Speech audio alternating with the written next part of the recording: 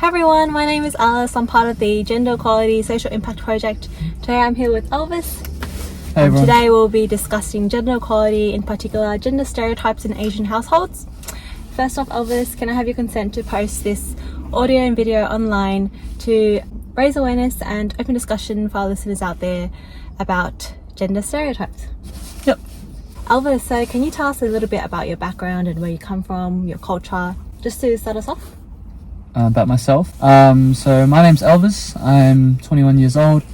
I'm currently just a student studying at Monash University. My background, I'm from Australia, born in Australia. I've grown up in Australia, but my cultural background, I am Vietnamese Teochew Australian. So my parents come from Vietnam and they have some Chinese ancestry as well, particularly from the Shaozhou area. So it's where all the people who speak a Teochew dialect are from. Well, not all, but mostly.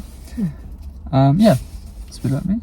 Oh, very interesting. So you identify as Vietnamese, Teochew and Australian. Yep. Yeah. So would you say that you grew up in a pretty Asian household? Yeah, definitely. Culture? It's pretty funny because you grew up in the same household as well. I'm asking that question, but yeah. Okay, they don't know that. Okay. So growing up, Elvis, who would you say did most of the housework at home? Growing up, it was definitely my mum. Your mum? Or our mum. Yeah. Yeah, Dad didn't really do any housework at all. I think there has been a bit of improvement lately. Yeah. Just helping here and there, but I'd say at least 95% or even more has been mum. And obviously, of course, we always try and help out where we can as well. Yeah. But yeah, there's been a very big difference, a huge discrepancy between who does household chores. And I think a lot of that is due to cultural norms and gender roles and kind of expectations that stem from our Vietnamese culture. Say, for example, men are always responsible for doing anything that's outside of the house. Women are responsible for doing what's inside, that kind of thing. And it kind of just has never changed, or no one's really, I guess, confronted him about it until recently, when we have stepped in and spoken to him about it. But even then, it's a very difficult change to make, I guess, because that's what he saw growing up, and there wasn't a problem with it. And probably in Vietnam, all women were also kind of expected to fulfill their kind of gender roles as well, and they just accepted it. Yeah. Even if they perhaps didn't like it or didn't really appreciate it, that was the expectation, and that was what you were expected to do. So I think because there was no pushback for men, it just became accepted, and hence a social and a gender norm. So yeah, I think things are slowly getting better in Australia with the second generation as well, but it's still prevalent, and it's quite deeply rooted. So it's going to take quite a while and a lot of work to undo and unlearn. Yeah, I'd say our family is a pretty typical Asian household. Like our dad, he's really proud to be the breadwinner, the head of the family, and take care of the family financially. And my mum, our mum used to mainly take care of us and do your typical house chores at home, and then she started working, and that's the other thing, even taking care of children, because I think mum has told us that dad has never changed a nappy in his life, purely because that was not an expectation for him. And yeah, I think it's quite sad actually, but I think that's the reality that we're working with, and it's kind of a step that we should be moving away from. Yeah. Sorry, cut in as well. No. I really respect the way mum's raising you, in that she is teaching you to do all the house chores and really help out your wife in the future.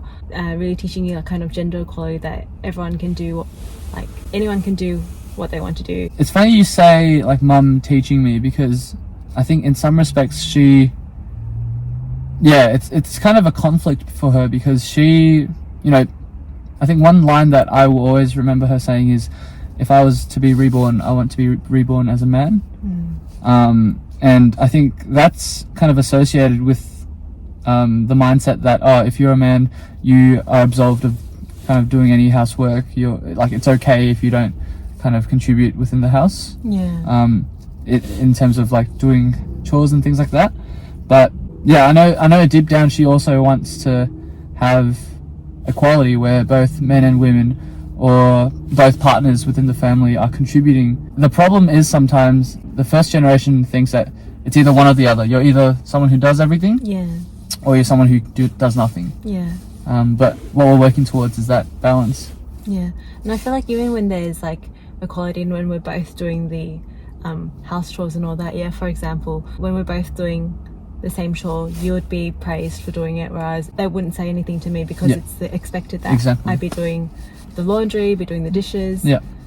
Or like Yeah, it's kind of noted, oh wow, Elvis, look at Elvis, he's like, yeah, what a good boy. yeah, whereas, But you never heard, oh, what a good girl. yeah, because that's the gender role right there. Yeah. Yeah.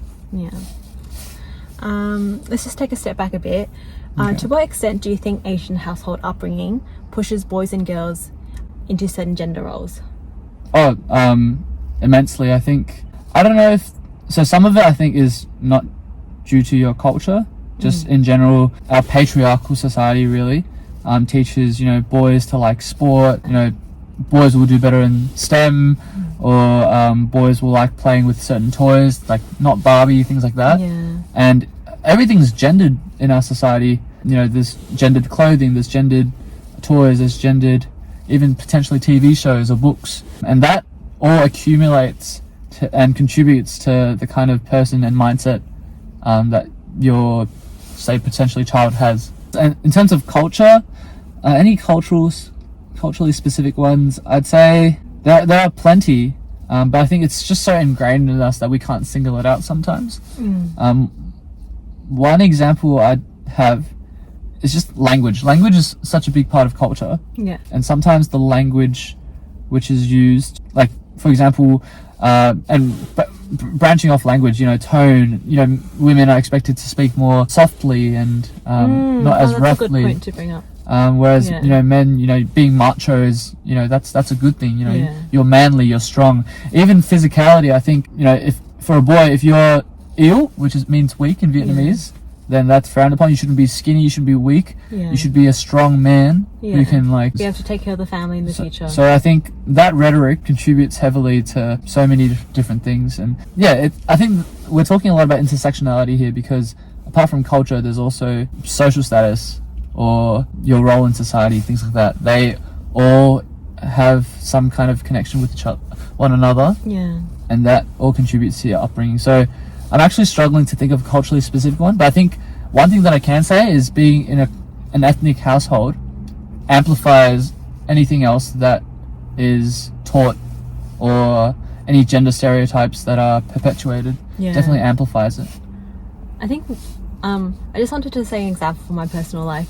When I was learning how to drive, my dad would... Oh, there we go. Yeah, that's one. My dad would instill into me that it's okay if I'm bad at driving because in the future my husband, partner, or my brother can drive me. So just like things like Even that. martial arts. Yeah, See, I wasn't allowed to do martial arts. Sometimes I'm not sure if that's gender specific or if culturally specific or if it's just like in general, you know what I mean? So just sometimes societal norms. Yeah. So I'm sure like it's not mutually exclusive to just like Vietnamese Australians. Yeah. Those are some examples, you know. But again, that's specific to our household sometimes as well, because in other households I'm sure like boys are encouraged to learn instruments, that kind of thing. Yeah. And this goes into like our unconscious bias or like unconscious and our internalized beliefs, because these things are just so accepted and so normal that we don't even bat an eye to think about it unless it's brought up. So yeah, it's good that, you know, we're delving deeper into some examples. But yeah, if you brought up like a whole, I'm sure 50, 100 other examples, I'd be like, yep, that is one. But just off the top of our minds, because it's so normalized, we might not think of it necessarily, especially for men, I think. Growing up, have you ever felt limited by your gender or the stereotypes associated with it? If so, how? I think personally I haven't. I'm very privileged to say that, but I know that it can be very, say for example, you know, the whole idea that, oh, you should be strong, physically strong. I was always into martial arts. I was always into like training and that kind of thing. So that wasn't a problem for me. But like, you know, I did see people getting frowned upon. Oh, like, he's so weak, you know. Oh, he's so girly. But like, to be honest, there's nothing wrong with that. That's just, everyone's different. And just because someone doesn't meet the expectation of being physically strong doesn't mean you're any less of a man or a person. So Yeah, I personally didn't struggle with that, but I feel like I noticed that. Comments here and there about what other boys should be like. That's the only example coming to mind for me right now, but there are plenty of others that if I may not have necessarily faced, I'm sure other people would have faced. And I think it's much more prevalent for women. Like for men, it's more like you said, you know, I was praised for doing chores when I was doing something out of my expectation that wasn't expected of me, and I was praised for it. Whereas, say, if you were to do something, helping out, things like that, that's just a norm. So I think there's a landslide in terms of the different pressures faced for men and women in Asian households. Can I just add as well, something that I thought about was, I feel like there's, in terms of, I probably see it more as men have much more privileges, or many more privileges, compared to women, and women face a lot more stereotypes and pressures. But not to say that men don't face any, or women. Yeah. Would you say it's easier to be a man then, compared to being a woman? Oh, definitely. Just based on our patriarchal society, how society is, you know, was initially created for men, and you know, even in some countries at the moment, women don't have the same rights as men, unfortunately. And I think in Australia, we're much better off. There's still a lot of work to be done. It's not perfect by any means, but like there are literally laws in place in, say, Afghanistan, where women are not allowed to be educated. Like something as basic as education, or something that should be a basic human right, is not allowed in certain parts of this world. Well, let's reverse the question. In what ways would you say it's easier to be a woman then? In what ways would it be easier to be a woman? Yeah. I haven't necessarily thought about it, but I wouldn't say it's any, like, I wouldn't say it's easier. That's not the first thing that comes to mind. Yeah, it's definitely not easy in general. I guess I was just talking about like you are just building on from what you were saying. If women were not to go to work and just stay home and look after the house, they're not looked down upon because they're simply fulfilling their societal norm stereotype. Whereas like if men were to stay at home and not have a job and just look after the household, they'd be looked down upon, being called like unemployed, you know. Like even though it's pretty much the same thing, just based on preferences, it's frowned upon because that's not what men are expected to do. But I think we're moving in a better direction. We're not there yet, but there are, you know, plenty of households now with men, examples of men, you know, being at home looking after children, being the main caretakers. So there are examples of that, and I think we're moving in a good direction because that's becoming more widespread, and that's what we want, like more representation, more kind of instances and examples of that happening, so that it becomes more normalized as well.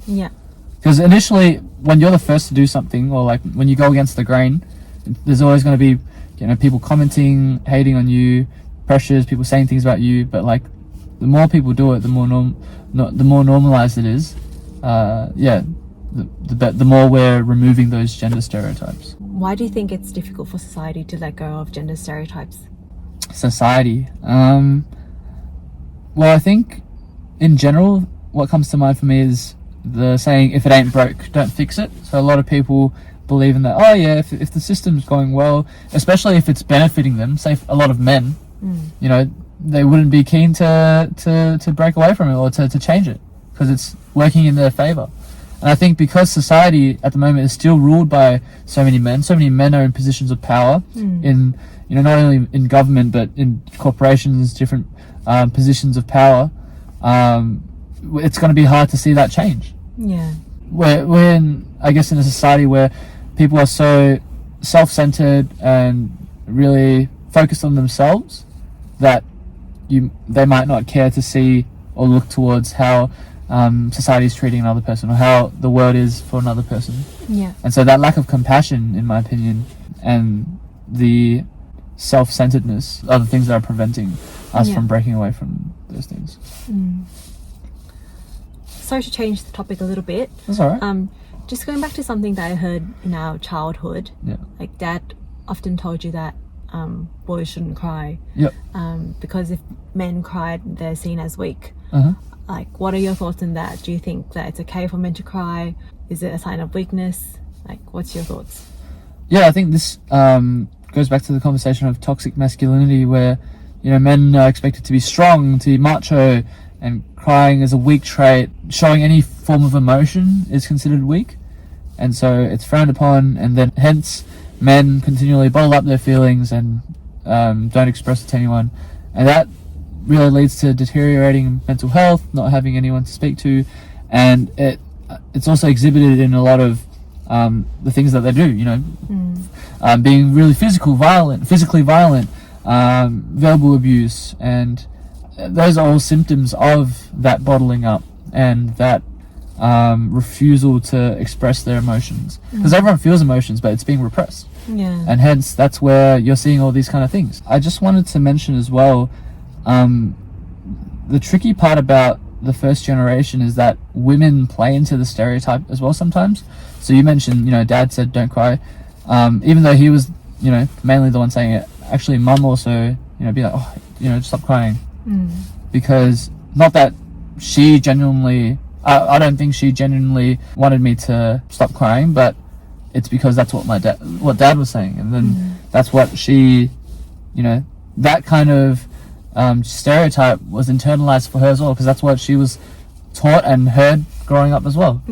So I guess both parties here, men and women, aren't really going against the grain and accepting these norms and tolerating it, then it really isn't going to change. So that's where, like, especially our second generation plays such a crucial role in reversing that and going against that. You've already touched on this, but can you build on how do you think we can achieve gender equality? I mean, all parts of our lives, we are constantly exposed to media, to conversations, to just even when you're in school, different forms of patriarchal notions. And both men and women and anyone of any gender everyone's exposed to these kind of ideas, and hence it becomes normalized. So what we should be doing is, from the most basic level, starting conversations, you know, confronting people, bringing up these issues, raising awareness about it, and then slowly implementing it systemically into our institutions as well, so that schools can teach children not to believe in such notions, or workplaces, for example. And there's so much to be done, whether it's laws and policies in place to ensure that men and women are paid equal amounts for the same work that they do, which is not happening at the moment. And I think something that comes to mind for me as well is just how it's not simply gender inequality here, but there's so many, you know, it's not just, for example, men and women, but say a woman from a cultural minority background could be paid significantly less than, say, a woman with a Caucasian background. So there's a lot that comes into the conversation here, if we look at it from an intersectionality kind of point of view. But for gender equality specifically, having conversations about it, that's the most basic thing anyone can do. And then depending on where you're at, you know, whether you can campaign for it, or whether you can advocate for it, whether you can be a part of the decision-making teams that put literally laws and policies in place to improve our current situation. There's so many things that can be done, but those are just some ideas. Well, thank you so much, Elvis. Hopefully what Elvis has talked about today can open some discussions for our listeners out there. You know, start some conversations to change certain things at home, or, you know, even just in the workplace, within friendship groups. If you notice anyone out there who's saying something that might be leaning towards gender stereotypes or norms, you know, call them out for it. Very depends on the circumstance, and, you know, I'm thinking, like, say if it's your superior at work, that might not work out for you, because depends on the context as well. But if possible, just, you know, finding the space to pull them aside, have a conversation with them, and really being empathetic about it as well, because I guess most of these people who are perpetuating these gender stereotypes are people who have never been pulled up on it, and will get quite defensive if you do. So there's definitely a way to go about it as well. Unfortunately, like, you know, we have to do a lot of the Yeah, for sure. emotional burden and thinking, and sometimes it's really taxing too. So I think first and foremost, like, it's important to look after yourself, and then if you see yourself in a position where you can speak about it or pull someone out, then definitely do so in a way that, where you're also seeing them and talking to them as a person, not just telling them off or lecturing them. So Yeah. it's a big part of kind of helping to educate someone. I think something that I've taken from our talk today is to really speak up if you want to make a change. Cool. But yeah, I think looking forward to what this project leads to, and can't wait to see the impact it has on a lot of people, especially young people with a dual identity. Thank you so much for today, Elvis. No worries, it was pretty awkward hearing you be formal with me when usually our conversations are not like this. Okay. I'm all for it.